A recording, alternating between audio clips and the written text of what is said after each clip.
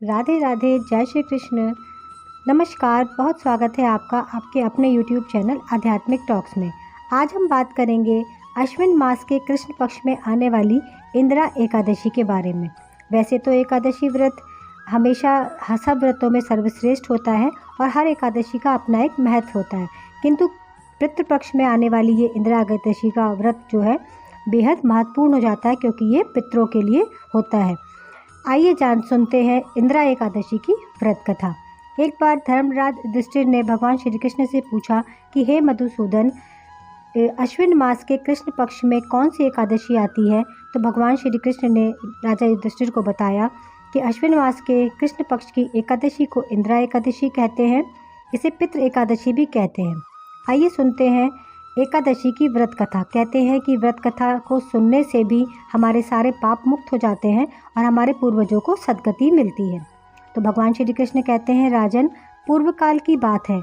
सतयुग में इंद्रसेन नाम के विख्यात राजकुमार थे, जो अब महिष्मतीपुरी के राजा होकर धर्मपूर्वक प्रजा का पालन करते थे। उनका यश सब ओर फैल चुका था।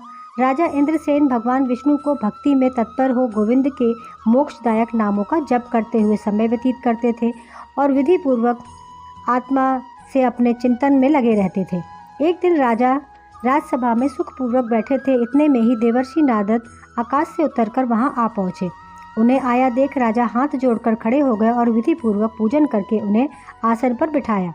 इसके बाद वे इस प्रकार बोले, मुनि श्रेष्ठ, आपकी कृपा से मेरी सर्वथा कुशल है। आज आपके दर्शन से मेरी संपूर्ण यज्ञ क्रियाएं सफल हो गई। देवर्षि आपके आगमन का कारण बताकर मुझ पर कृपा करें। नारद जी ने कहा, नृप श्रेष्ठ, सुनो मेरी बात, तुम्हें आश्चर्य में डालने वाली है। मैं ब्रह्मलोक से यमलोक में आया था। वहाँ एक श्रेष्ठ आसन पर बैठा और यमराज ने मेरी भक्तिपूर्वक पूजा की। उस दिन यमराज की सभा में मैं तुम्हारे पिता को देखा था। वे व्रत भंग के दोष से वहाँ आए थे। राजन, उन्होंने तुमसे कहने के लिए एक संदेश दिया है, उसे सुनो। उन्होंने कहा, बेटा, मुझे इंदिरा के व्रत का पुण्य देकर स्वर्ग में भेजो। उनका यह संदेश लेकर मैं तुम्हारे पास आया हूँ। राजन, अपने पिता को स्वर्गलोक की प्राप्ति कराने के लिए इंदिरा एकादशी का व्रत करो। राजन ने पूछा, भगवान, कृपा करके इंदिरा का व्रत बताएं, किस पक्ष में, किस तिथि को और किस विधि से उसको करना चाहिए। राजेंद्र, सुनो, मैं तुम्हें इस सर्वथा कुशल व्रत की शुभ कारक विधि बतलाता हूँ। अश्विन मास के कृष्ण पक्ष में दशमी के उत्तम दिन को श्रद्धायुक्त चित्त से प्रातः काल स्नान करें, फिर मध्यकाल में स्नान कर एकचित हो एक समय भोजन करें तथा रात्रि में भूमि पर सोएं। रात्रि के अंत में निर्मल प्रभाव होने पर एकादशी के दिन दातून करके मुँह धोएं। इसके बाद भक्ति भाव से मंत्र जप करते हुए उपवास का नियम ग्रहण करें। इस प्रकार नियम करके मध्यकाल में पितरों की प्रसन्नता के लिए शालग्राम शिला के सम्मुख विधि पूर्वक श्राद्ध करें तथा दक्षिणा से ब्राह्मणों का सत्कार करें, उन्हें भोजन कराएं।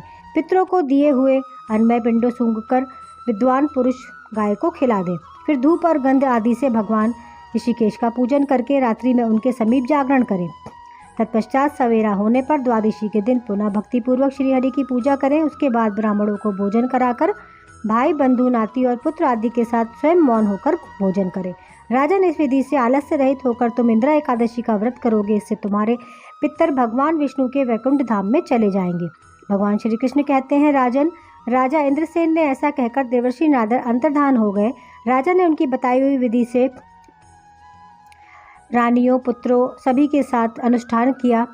व्रत पूर्ण होने पर आकाश से फूलों की वर्षा होने लगी। इंद्रसेन के पिता गरुड़ पर आरूढ़ होकर श्री विष्णु के धाम चले गए और राजा श्री इंद्रसेन भी अष्टकर राज्य का उपभोग करके अपने पुत्रों को राज्य बिठाकर स्वयं भी स्वर्गलोक को चले गए।